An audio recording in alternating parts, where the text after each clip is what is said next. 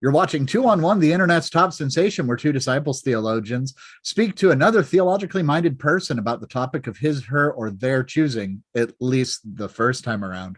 Hi, I'm one of your co-hosts, the Reverend Arthur Stewart. I'm your other co-host, the Reverend Stephanie Kendall. Yeah, we have a new rule in season 4, which is if we want to do a topic, we invite our returning guests to consider it. I just want to make that clear because sometimes you and I are really excited about stuff, and so too are our guests, but they probably would never have thought to do the show, or maybe we wouldn't have. It's synergy, everybody. Happy 2023. That's my star word. Synergy. Ooh, my star word was wonder. Wander or wonder? Wonder. Okay, with an O. Yes. Yeah. My star word isn't actually synergy. I didn't go to like an epiphany service at a business seminar at a Ramada Inn. But favorite, one of our favorite guests on the show, Reverend Sarah Fisher, gave me a star word, and it was wonder. Oh, good for her. And I really liked it because there's a lot to wonder about. And as you already named it, we are in season 4, which is wild, Arthur. 4 seasons, y'all. Yeah. It's crazy. But wonder really, I think, is a great season to lean into. Who are we going to have as guests? What are we going to talk about? What are we going to do together as community? It's just a lot to wonder about. Do you want to know what my real stole word was? Oh, hell. I gave it away. My star word was stole. I want to tell you about our lead sponsor, Jeff One-Row Designs. That's you know what? Tell me about our lead sponsor, Jeff One-Row Designs, who is 17 years. For 17 years or so, Jeff One-Row Designs has been making, crafting, and selling liturgical textiles of the finest variety, including stoles, paraments, altar accessories, frontals, chasubles, copes, miters, liturgical face masks. You name it. There's a variety of customization options, liturgical season options, lengths, patterns. It's providential and marvelous. You should head over to jeffwonrow.com, jeffwunrow.com. Check out the full catalog today. 2 on 1 is sponsored by Jeff One-Row Designs. It's a new year with the same code. 2on115 gets you 15% off your entire stole order at checkout. Now back to the show. Hey, we have a guest. We do. We're talking about, of all things, a show that ended years ago, but is still important and speaks to the state of the church today. I'm going to bring in Cara. Incredible friend of the pod. Hey, Cara, welcome back to 2 on 1. Hey, thanks for having me. We are so grateful that you are here. Yeah. So, Glee. We are talking Glee today, and I know that you've been pretty vocal about having done a current rewatch. And yes. For me, Glee has been the first time I saw it. I was like, were there cameras in my high school? Because that one even wanted to know what theater spiff was like in high school. Just gone over to Glee. But I'm so glad that you're here to talk about it for season 4. Yeah, pew pew. All right. So I watched it when it was first came out because it was wildly popular.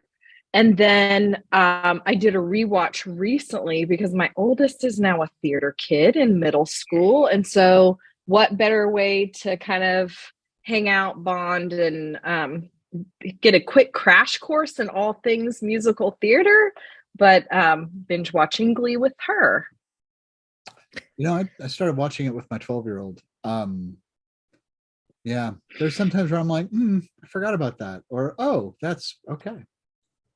It's a little bit more mature content, but because my child is a year younger than yours. Mm-hmm. But we all get to make our own parenting decisions, and anyone who's listening, you're welcome to judge me. I don't. Right. I mean, I guess they're welcome to, but I'll fight them. I would love to know if somebody is listening to us and like judging our guests 4 seasons in. Like, are there any hate listeners? Yeah, right. Because I don't know. You let your kid go through their 5th open heart surgery and see if you won't let them watch a little bit more mature content as a distraction to their life. Right. So, yeah. Okay. Yeah.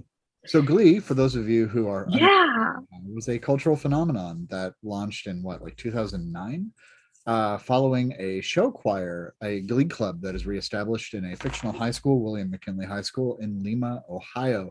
It follows the trials and tribulations of the first 12 students over the course of a few seasons as they eventually win a national championship, despite the machinations of the evil cheerleading coach, Sue Sylvester.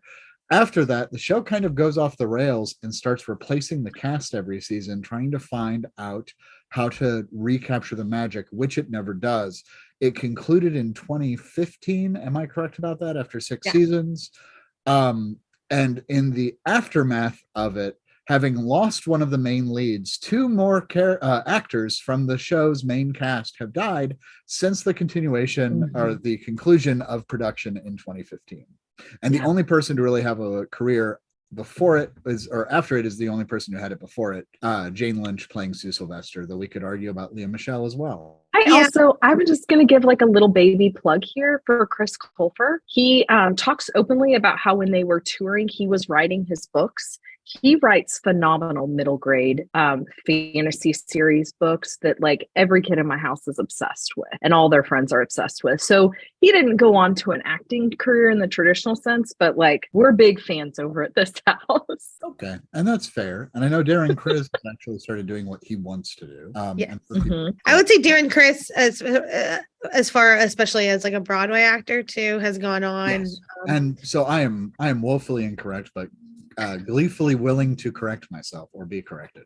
So listen, that's what this is all about. It's just a conversation. Where else do you get to learn than in conversation with other people? I mean, you can learn lots of places, but I think you're right, though. I think Jane Lynch is the only one that has really continued the trajectory of her career from Glee. So I think I will admit that today is a very, very ecclesial heavy day for me, just thought-wise about Glee. Because the way I see this show is that a whole bunch of people were brought in expected to share their lives, because a lot of the storylines on Glee were autobiographical and this weird blurring of the Straczynski method, right? And it was super autobiographical. And with the rise of social media, they had to be present and they had to present like the prime version of themselves. But screen time was dictated on how well they did, in part on social media. So there's very much a exposure of professional clergy life to the church that I am seeing parallel in the actors on Glee, and also with so many friends of mine burning out or stepping back from ministry. There's also this expendability that is very evident in the show. There was the little Irish boy, and I want to say his name was Mickey, who appears because he won some Glee side contest and then he vanishes just as fast. They use him and they throw him away. So the question I think I have to ask about this is, does Glee teach us the worst things about ourselves? Like, does it encourage us to act poorly? I think it's a mirror of the worst things about ourselves. But for me, what I appreciate is there is an invitation to do better than our circumstances or better than our nature. Does that make sense? There's like an invitational nature to Glee, especially in those early seasons when they're still very ragtaggy, and like there's a real kind of tension or fight within the Glee Club about like, is this a place where everyone is welcome, or is this a place where only talented, attractive people are welcome, or like, you know, and there's a real tension in the plot in that, while at the same time they're all behaving like typical the worst version of typical teenagers, right? So I feel like Glee is both a mirror. I think it's a mirror and an invitation. Like, this is what we are, but this is what we could be, and they never quite get there. It's kind of like us striving for the kingdom of God. I mean, I think that's it, right? It's you also both never get there. As a high school theater kid as well, like I could tell that it was written by people more my age, right? Because also it's older, because it's catty. It did reflect a good group of my theater friends who I'm still friends with. We all were like, ooh, this is a little too close to home. Like, we saw that first episode because we did not think our school had enough spirit days, so we would create our own, like just the theater kids. So like 15 of us would dress in all black and call it New York Day, or like, you know, like or we did like beach day and we'd like come in our like beach attire, which is wild. And I'm talking like 15 kids of 300. I went to a relatively small school, but it was just like, what? And yet there's something freeing about being why theater kids are even the topic of this show, right? Is because, like, at least in my experience, it was the first place that I was given permission to show up as myself, to show up in quirky and weird ways, especially in high school, in the 90s. And so I appreciated the way in which it captured a part of my youth. I think for like some of us millennials, I was like, oh, I know those people. And yet looking at it now, I'm grateful that it reflects where we were and not where we are in some regards, that it gives me a little bit of that, of the space between, to say, oh, look at how much we've grown. We are no longer in that space as adults. And I don't even think theater kids in high school are in that space anymore, which is lovely. And I'm grateful for. But also it's as I kind of did my own little deep dive, it reminded me of church in the ways that everyone will still talk about that first cast, season 1, everyone, like that. And if that isn't but how we used to do it in the church in the good old days, I don't know what is. Or founding pastor syndrome. Exactly. Where it's like, yes, but Rachel Berry used to do it this way, and, Mr. Shue and blah, blah, blah. And you're like, and yet here we are with whatever is new and next. So I think the show is from Mr. Shue's perspective. I know they tried to say that it's not, but it absolutely is. I think it is from a delusional white man who wants to save everybody's viewpoint. And I think some of the plot lines are skewed around his understanding of himself and his world. I think Mr. Shue definitely offers some conversations around boundaries. Yes, he is a predator. Yeah. I think on and off the screen. Is that why he doesn't have a career? Well, he left at one point to go to Broadway because he actually went to Broadway, and then he realized nobody cared. Oh, that's a burn. Yeah, he got the burn. But also in the same regard, why are we still talking about it today? Because I think that there's something lasting that it did in a unique way. There are other shows that mimic, like, or tried to mimic the things Glee did well. And I think it's so unique to Glee, because I will admit, and one of the things that I really like about Glee is, like, I used to listen, again, as a theater kid, we used to listen to the soundtracks of Glee, and there are songs that were redone by this cast that I prefer to the original. And lots of people be like, oh, no. These kids were talented. They had something new to say on an old story, meaning that they took, old songs that people knew. And they took new songs too, but like they took songs that some of our generation had never heard before in their original state and brought them in a new way, in a new accessibility for a new generation. And I think that there's something that the church can definitely learn from that.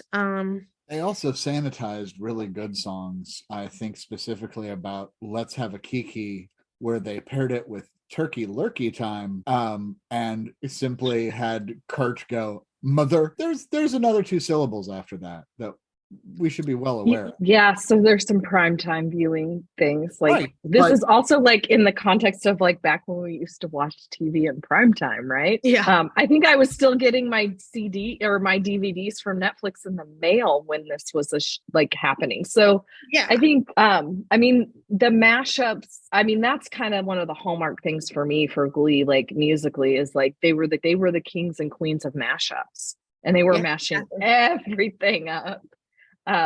In some unique ways and in some really trash ways. I wonder, Glee, and when I say flash in the pan, that's not the right word. Help me find the right phrase for it. I think Glee was remarkably unique because of the time it was being made. It was directly influenced by the rise of Instagram. The people who had the most popular social media accounts got more screen time. It was also directly influenced by how they did like the sub shows, the Last Chance Kitchen. I'm sorry, I really don't remember the name of it, but it's because people were able to stream things on the internet, and they figured out how to do mini episodes that were a thing, like in the late first Obama administration for like 20 minutes. It's going back and watching it.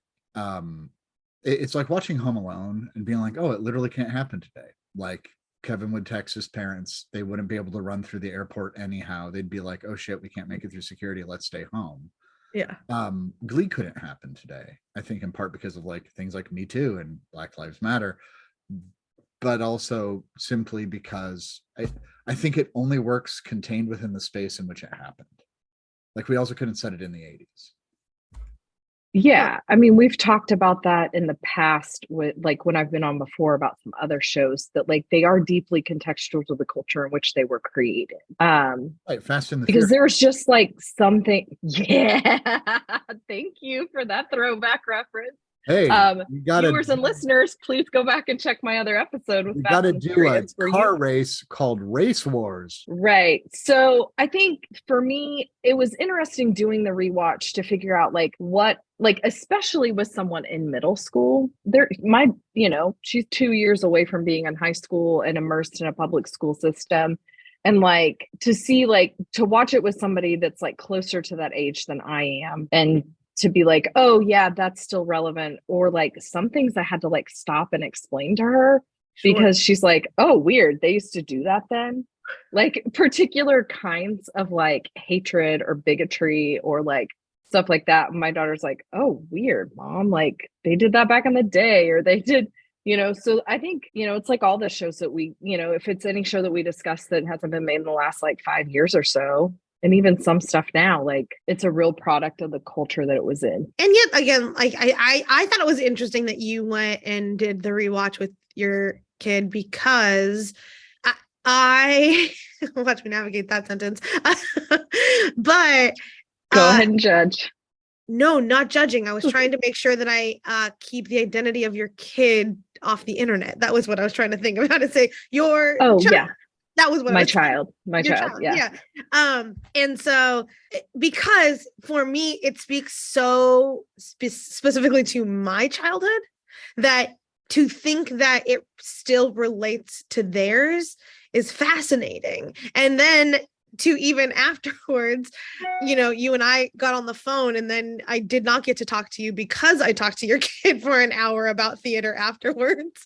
One, I loved it because it again bridges generations. Like, good art, and good is subjective in this particular space, but like it does do something to bridge the gaps of generations. Why music, I think, is so important to the worship experience and to our faith lives, because music can do something that just plain text can't sometimes. And it gave me and her something to talk about in new ways, because I wanted to know why it spoke to her, and she wanted, and we've talked about what my experience as a theater kid was like, and now we're in this new space together learning from something that, in all honesty, Glee came in the middle of all of that, right? I was well out of college by the time it came around, but it was still a throwback, and yet here she is newly immersed in it, seeing herself in ways, I'm assuming, but also as a throwback. And I'm just, it speaks, at least to me,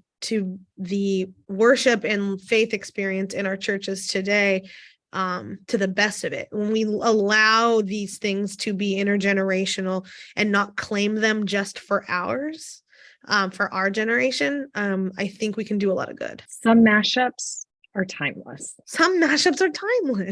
And not everything works. Well, and like we were in the church. Yeah. I mean, like in the church, we're doing old things in new ways, right? And for me, what's fun is to watch, like, I didn't grow up in a theater culture, right? Like exposed to that kind of thing.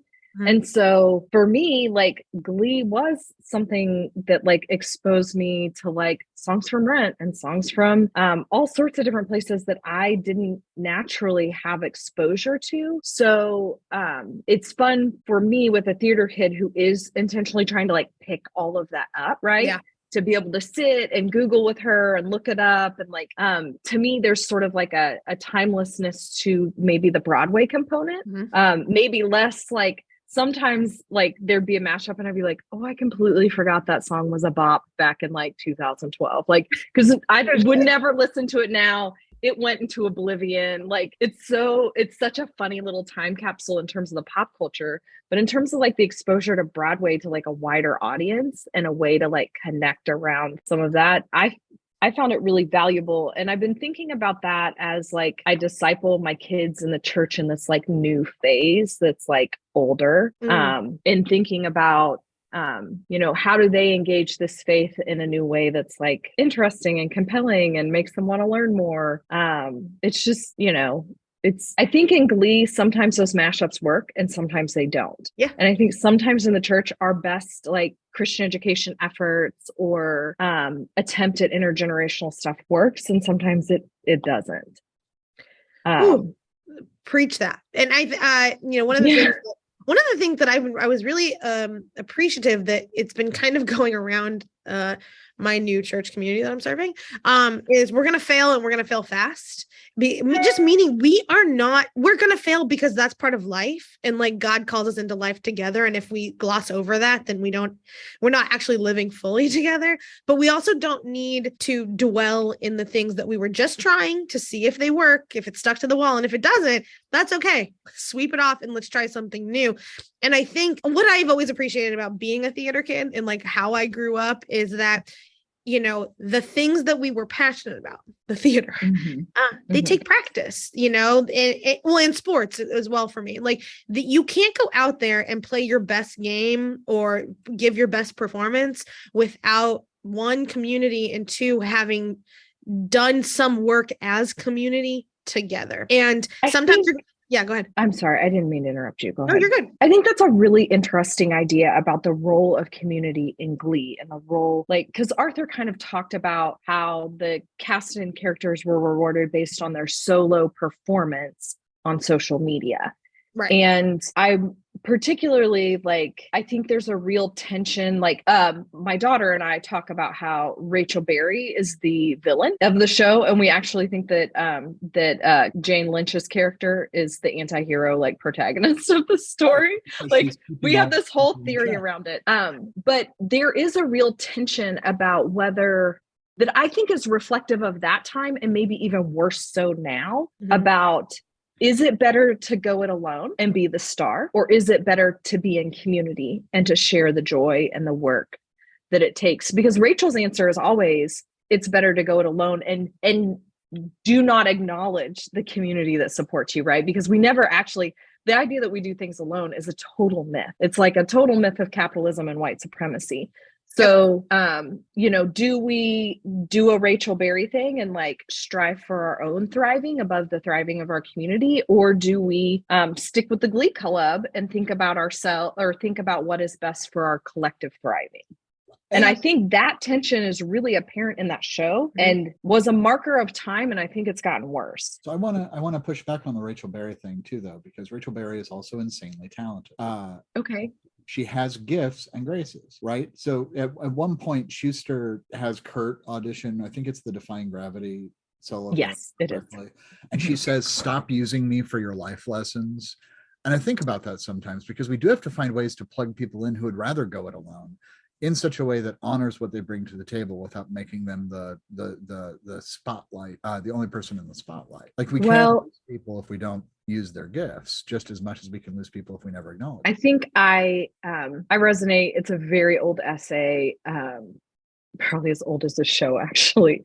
Lillian Daniels talks about that in This Wondrous Calling, about the metaphor of a cast of 1,000 characters. Church is a production that everyone needs a role in. Everyone needs to be cast somewhere. And when you have a cast of 1,000 characters, the production can get a little bumpy. Sure. And it takes longer when you have to get everyone in their spot and get them costumed and things like that. And I think you're right. There is a balance between we don't want to squander gifts, but we also don't want to leave anyone behind that wants to be a part of this show. Precisely. And wants to be a part of this story, not just show, but the story of Christ's resurrection. 1,000%. Well, and again, one of those things, theater, we put a lot of emphasis on who gets cast as the lead, right?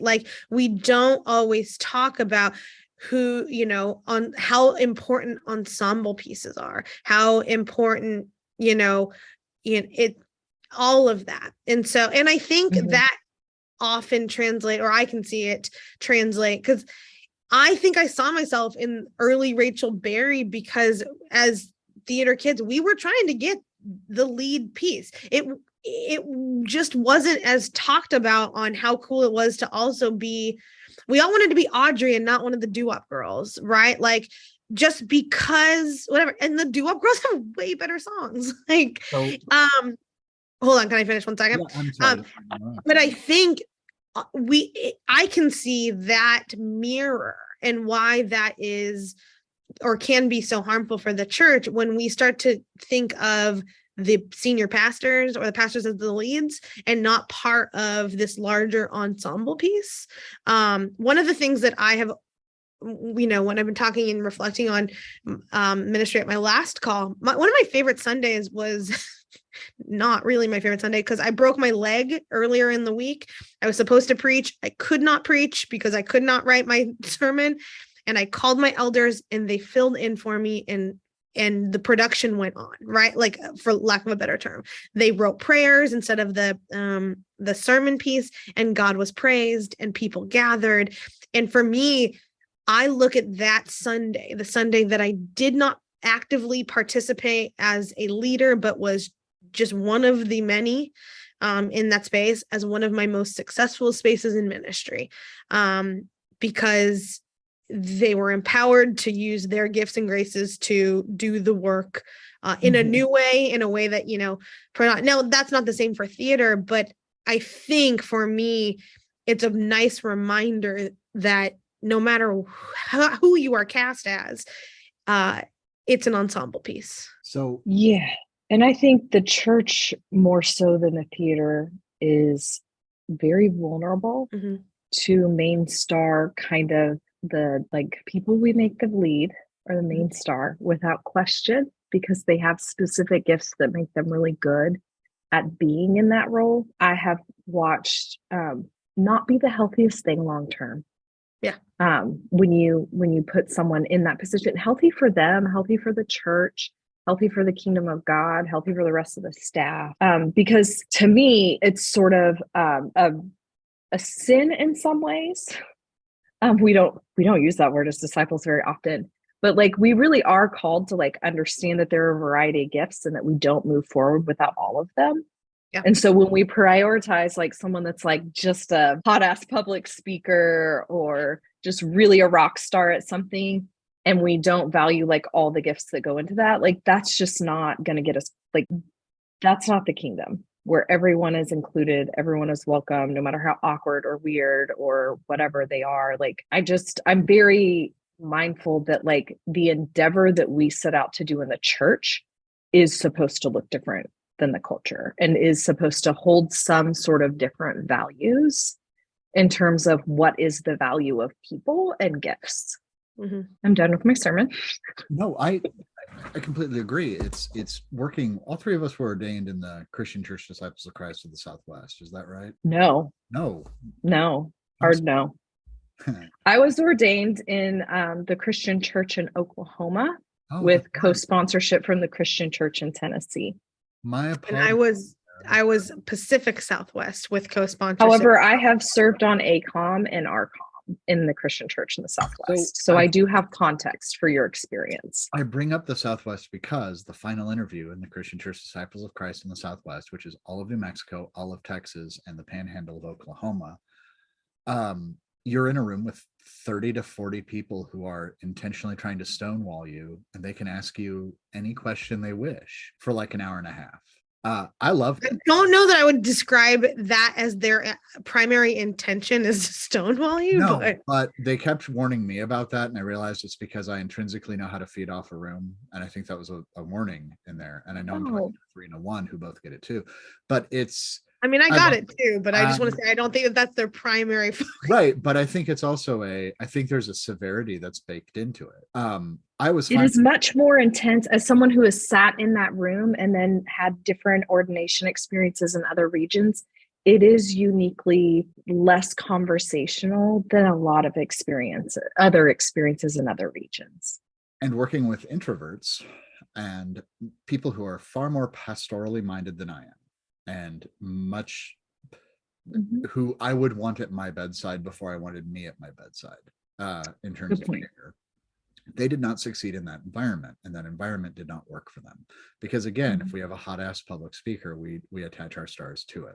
I'm also going to note that my theater experience in high school was infinitely different from yours, Spiff, I guess, because like one, I didn't get to try out for Harold Hill in The Music Man. I was just told, if you want to be Charlie Cowell, you can be, because I was the character actor who could sing.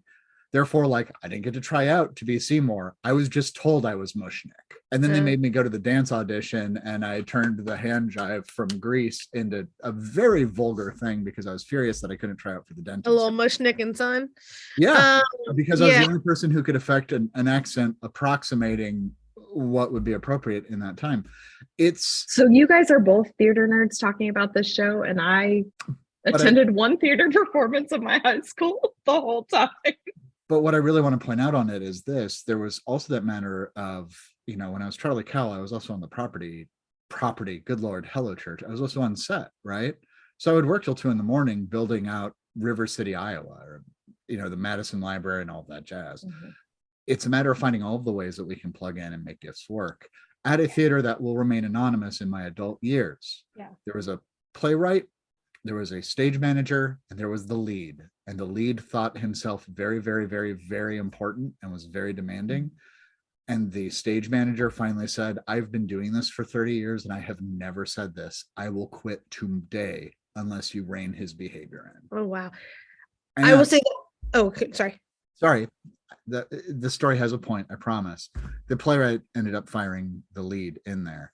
When we talk about ensemble, we have it on both sides. Tell me a person whose deal is props isn't important when you don't have a knife with which to dance around.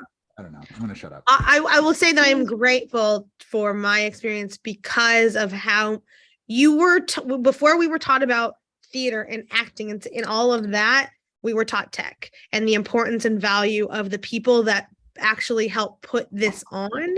And so, before every performance, we would hold hands and do our like warm-ups and like cast bonding, and tech was always invited into that space. There was always, they got their own bows, and I think it has done well for me in church leadership to remember that, like, when they just want to put, a pastor's face on something like the website or whatever, it is not just one person that makes a church run. It is every person down to custodial care staff to the congregant writ large. So, well, and I've spent my entire ministry in multi-staff congregations. And I know that's a very unique experience in disciples, because I've always been an associate in the congregational context. And the number one comment I get after I preach is like, oh my gosh, you're really good for an associate. And oh man, you take a decade of that comment. And what I started saying to people is, you're right. I am a good preacher, but I'm called to work on teams. And at 27, they aren't giving full teams for someone like to be the lead preacher of a full team. Right. Yeah. So I have always been a part of an ensemble cast. So, but I had lunch the other day with a really dear colleague of mine that's serving in their first call in ministry, and they're a solo pastor. And so, just really, we spent a lot of time just talking about and thinking about like what that experience is like when you're called to be a part of an ensemble cast, so to speak.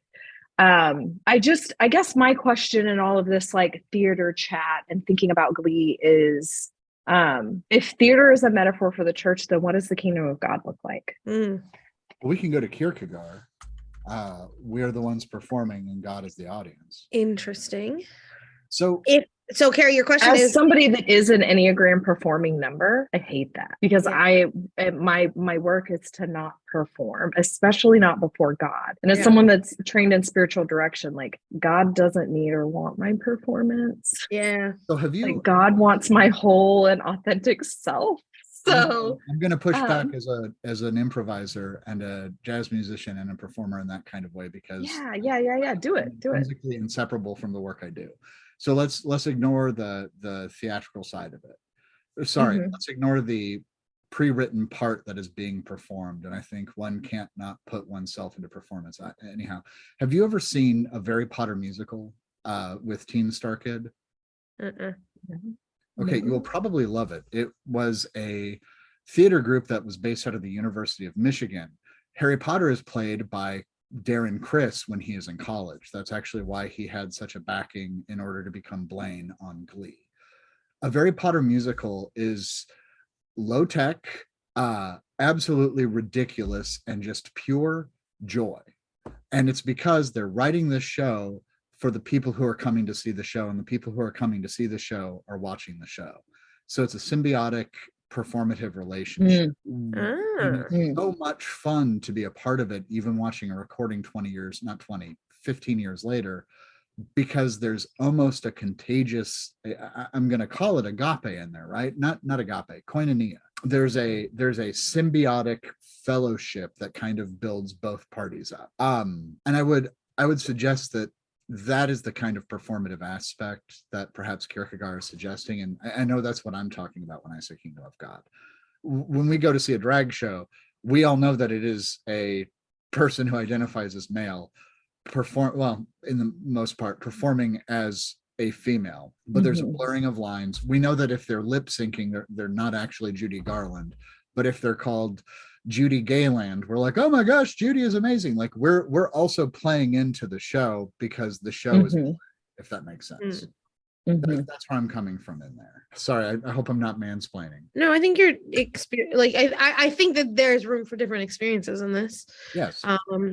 And I like the question of like who, because I think as a performative number, I think I try really hard to make sure that authenticity is part of the hallmark of what my ministry is and how people experience me and my leadership. It is not meant, and my relationship with God. I was talking about this the other day.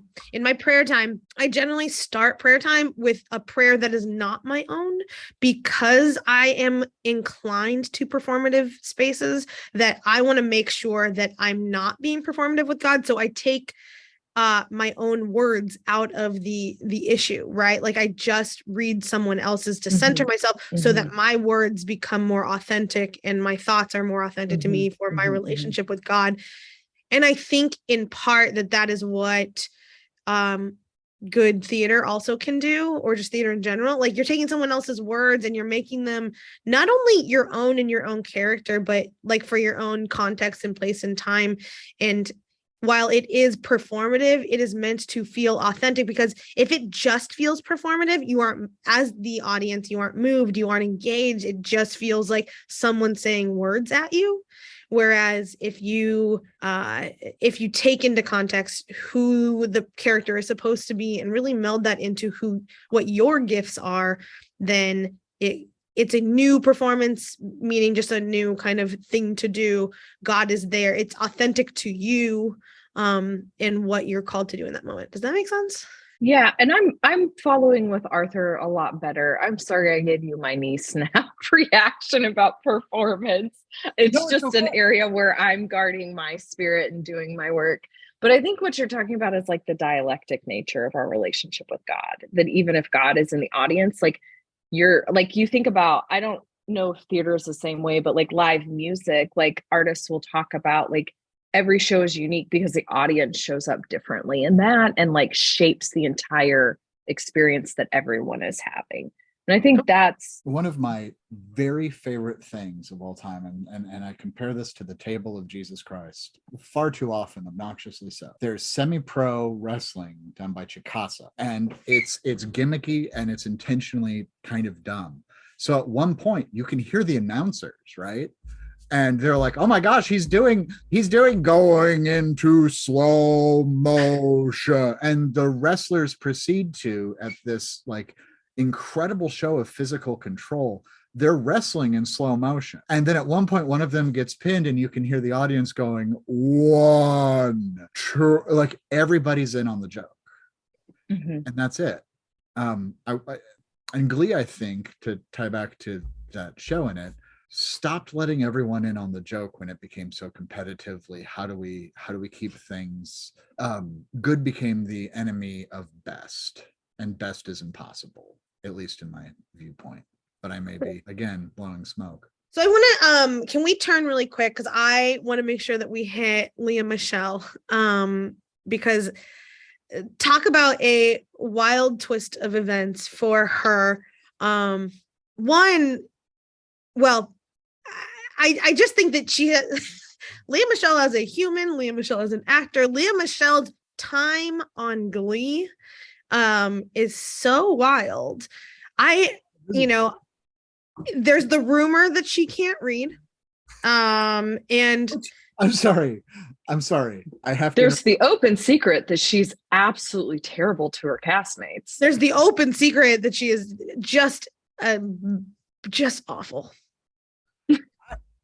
And there's the whole fact of, like, as Glee is biographical-ish, the fact that she ended up becoming Fanny Bryce in the revival of Funny Girl, which was a plot point, and she may or may not have tried to kill the previous actress playing Fanny Bryce. Of course, I think I'm kidding. Yeah, I don't think she came too hard for Beanie Feldstein, but yeah, there's a lot of nuance to Miss Michele. One, I want to name that I can't imagine the grief she must carry around her most famous character. Everyone knows Lea Michele from Glee, I would think, right? Is that, if that's fair to say? Yeah. Like, that's where people point to her. And someone whom she loved very deeply died. Like, she has deep grief. Like, her boyfriend died. Like, her actual in real life boyfriend died in that space. Now, they weren't together, but also I imagine, there is grief there, and there, and so I don't want to gloss over the fact that, like, I imagine it's a turbulent time for Miss Michele. And also, it's just a known fact that she was also just terrible to people. And yet, why is she still in the public light? Because to give the spotlight to people, because we're not learning our lesson about ensemble work.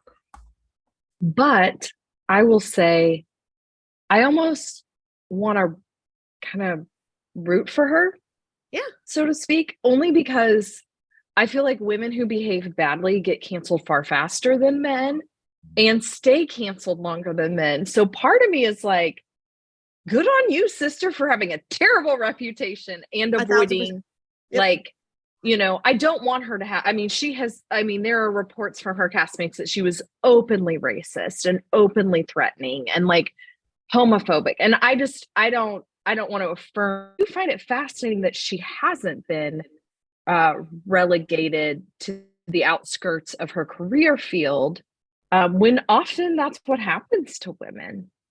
So she did a little, at least from what I understand, because I'm with you. Tell us about that, because I don't. I want to root for her too. I think you bring up a really good point. I've learned a lot in my years in how I manage people, how I work with people. And if I were judged solely on the first years that I was learning how to be in charge, learning how to manage people, had they canceled me and, sure. Like, I like to think that I've worked on myself. I have learned, I have grown, and I'm a better team player and manager now than I was. And so, I want to give her the grace to be like, do your work.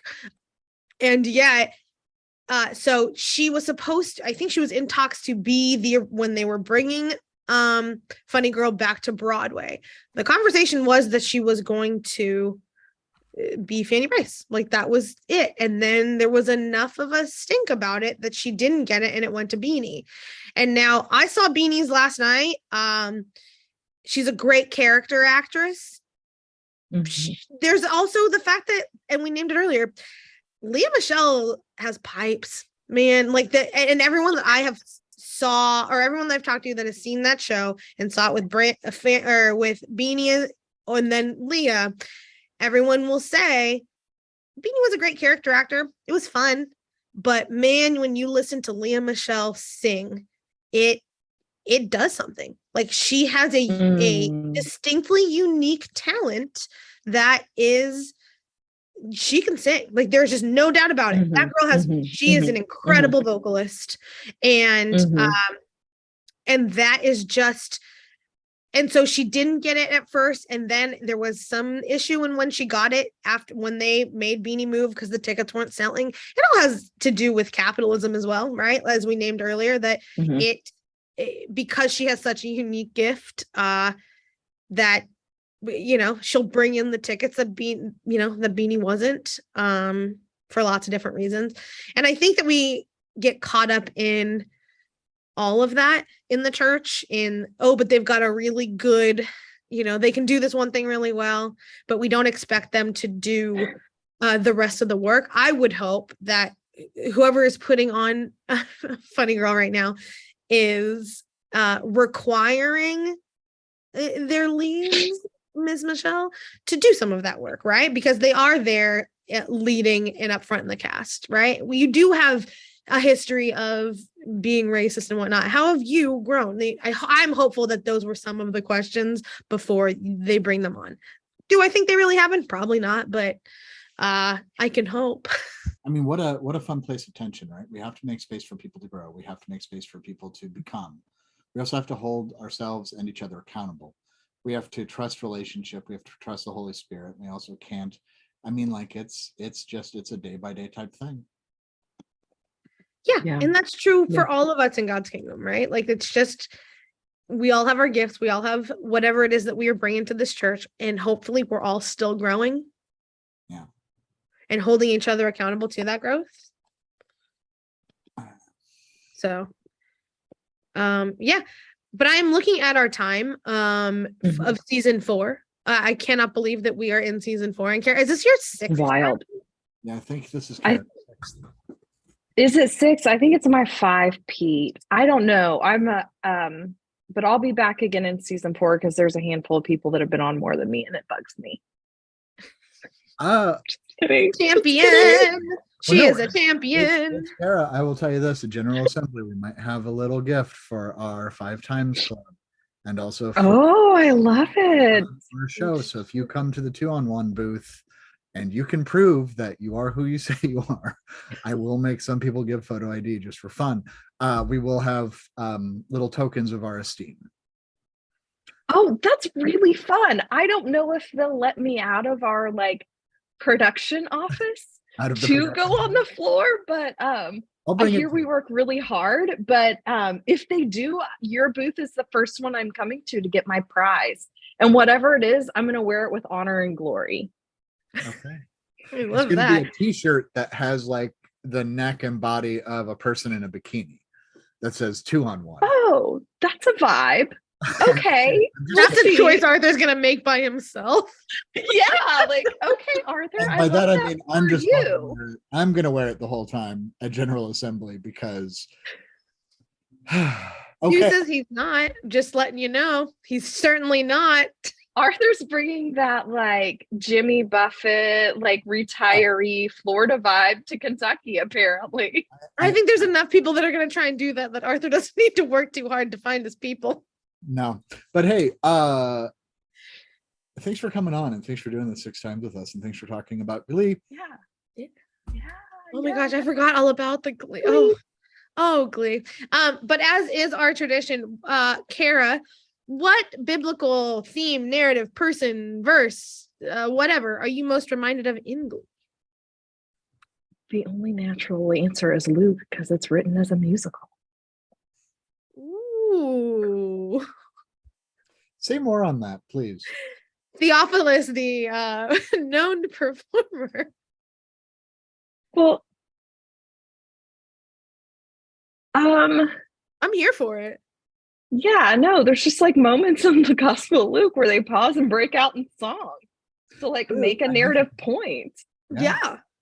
So, I mean, I love that. I love the idea that it's Luke that's written to Theophilus is like known theater critic Theophilus. Let us tell you the story of Jesus, where in turn some people break out into song, which for me is a real lacking point of actual life, that enough people don't break into song when I'm moving.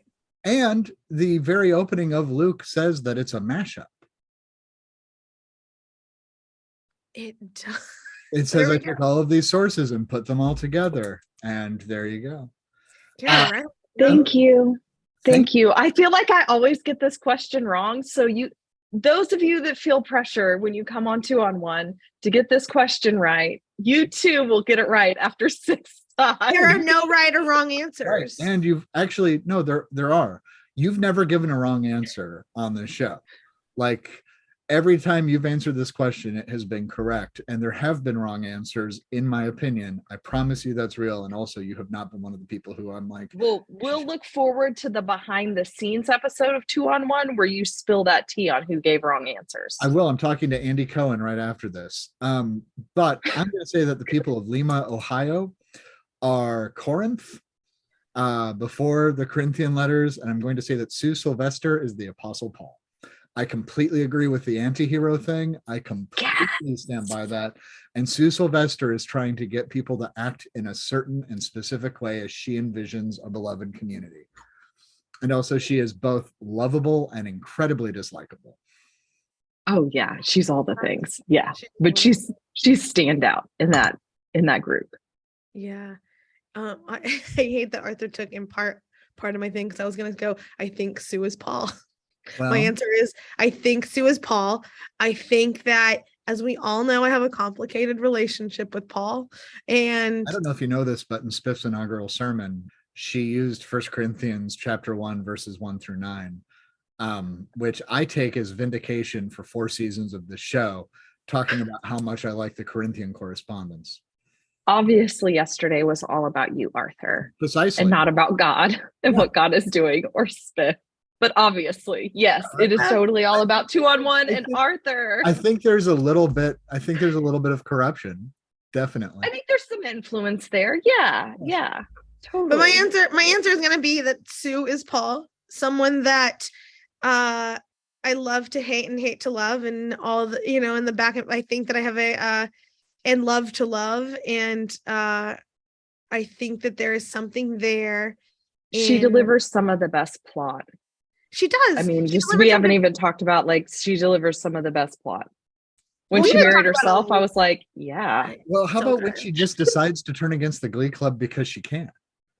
Like, just like, and when she like takes Becky on, oh my gosh. Yes. I was like, And there, like, she knows who she is, and there is something about that I really appreciate in an ensemble piece where so many of the ensemble members themselves, because of the age group that they're in, are meant to be growing and changing and figuring themselves out. Like, there is something to having Sue Sylvester as a teacher that you can look up to, or some, in that world that is so confident in who she is, and grows with you. I appreciated it. And yet there's some things that I'm just like, oh, so cringe. Yeah. I mean, if any of the adults in that school talk to my child the way they talk to children in that school, they meet mean mommy. We'll just put it that way. For sure. I'm not or scary mommy. I'm not going to tell the context in which I had to make this threat, but I definitely had to say to one of my children's schools that I'm going to come up and talk to you, and I'm going to be wearing a plaid shirt and blue jeans this time. And if it's not resolved the way I think it should be, I will be back wearing a clergy collar with the press. And they were like, okay. I was like, good. I just want us to understand expectations coming into this. And they resolved it. So I love that. Yeah. Well, sometimes you got to get your inner parent bear out. I love that. Sue Sylvester and all of them would get mine out. I'm in my show. Yes. Wow. Okay. Cara, tell our people though quickly before we leave. You have an incredible blog out, or it's on a newsletter. All the things. How can people find you? How can people follow your work? And all of that. People can find me on Facebook, Instagram, and Twitter. I have caragilger.com. I blog there. You can sign up for my newsletter. That's twice a month. And it's just my pop culture zone is usually like books. So that's where you can find me talking about everything I'm reading or not reading or wish I could be reading. Plus theological reflections on just what it means to be a disciple and to try to live a compassionate and thoughtful life in this hellscape of a world. I don't know what else to say. And it's So great. that's how people can find me. Yeah, what else do I need to add? I think that's it. Well, Come to General Assembly. Yeah. I work for the Office of General Minister and President as the Director of Communications. And so we've got this big event happening where we're all going to get together in person and we're going to stream parts of it digitally. So if you can't make it, you should definitely tune in. But we hope that you come and you'll get to check out me and Arthur and Stephanie in these t-shirts that Arthur's going to design that we're all very questionable about. So if worship is not your draw and workshops are not your draw, please come so you can see us make fools of ourselves. Well, maybe we'll have in real time. Maybe we'll have some fun 2-on-1 swag to give away, like charcuterie boards that say, I'm a fan of hard meats, that kind of stuff. I'm never going to live all down of a sudden, the hard I'm so glad to be associated with this episode. I'm never going to live down the hard meats. Will we have charcuterie boards? Maybe. Will we have stickers and such? Definitely. So come by. Well, on behalf of the 2-on-1 project, until we see you live in living color and in person in Louisville, Kentucky, I am the Reverend Arthur Stewart. I'm the Reverend Stephanie Kendall. I'm the guest, Reverend Cara Gilger. There you are. And this has been Glee. Go out there and throw a slushy at a nerd, and we'll see you next week. Don't do that. No, don't do that. Get more 2-on-1 at 2on1project.com.